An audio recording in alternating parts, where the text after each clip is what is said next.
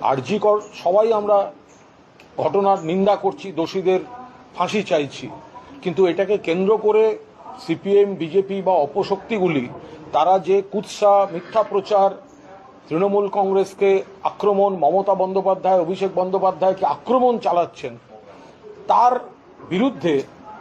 কয়েকজন নেতৃত্ব, মমতাদি বলছেন, অভিষেক টুইট করছেন, আরো কয়েকজন বলছেন,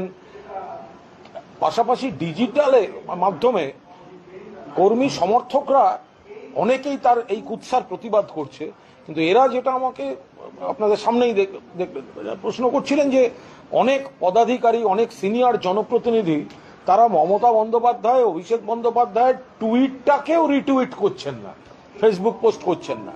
ফলে নিশ্চিতভাবে তাদের যে আবেগটা, যে এটা তো কেউ আরজি করকে ডিফেন্ড করছে না, ঘটনাটাকে প্রত্যেকে বলছে আরজি করের ঘটনা নিন্দনীয়, ফাঁসি চাই। এবার সাধারণ মানুষের আবেগ রয়েছে, তাকে বিপথে পরিচালিত করার চেষ্টা করছে এই সিপিএম, এই বিজেপি। আমরা কি বলছি, যদি বলো জাস্টিস ফর আরজি কর, তোমার আমার একই স্বর, কিন্তু যদি বলো রিজাইন মমতা, ময়দানে বুঝে নেবে জনতা। তো মামলা তদন্ত সিবিআই এর হাতে, সিজিওতে, মামলা দিল্লিতে সুপ্রিম কোর্টে, আর এরা আক্রমণ করছে মুখ্যমন্ত্রীকে, বলছেন অবান্য চলো। তো এটায় আমাদের যারা তৃণমূল স্তরের কর্মীরা যে যতটা পারছেন লড়ে যাচ্ছেন ডিজিটাল মাধ্যমে, ফেসবুকে, এক্স হ্যান্ডেলে। তো এই সমাবেশ তো মূলত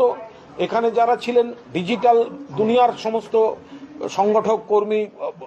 ডিজিটাল মিডিয়ার লোকজন, তাদের এই প্রশ্নটাই ছিল যে আমরা এত লড়ছি, নেত্রী লড়ছেন, অভিষেক পোস্ট করছেন, কিছু নেতা বলছেন, কিন্তু অনেক ব্লক স্তর পর্যন্ত বহু সভাপতি আছে, বহু শাখা সংগঠনের লোকেরা আছে যারা কমিটি গঠনের সময় নাম দেখার জন্য ছটফট করে, লবি করে বেড়ায়, যারা টিকিট পাওয়ার জন্য এমপি এমএলএ কাউন্সিলর হবে বলে তখন লাইন লাগিয়ে থাকে, কিন্তু তাদের পোস্টে, ফেসবুক পোস্টে বা সোশ্যাল মিডিয়ায় এই কুৎসা কমব্যাট করার কোনো পোস্ট দেখা যাচ্ছে না। তারা এই ক্ষোভের কথা জানিয়েছেন।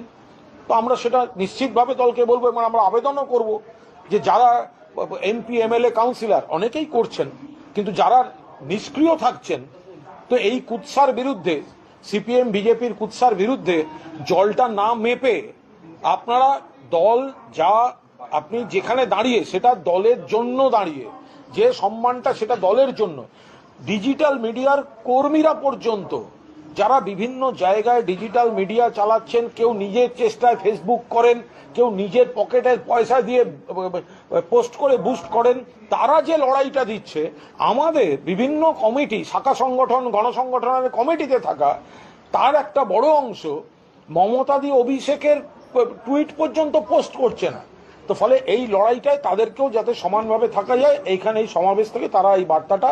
দিতে বললেন, আমি নেতৃত্বের কাছে পৌঁছে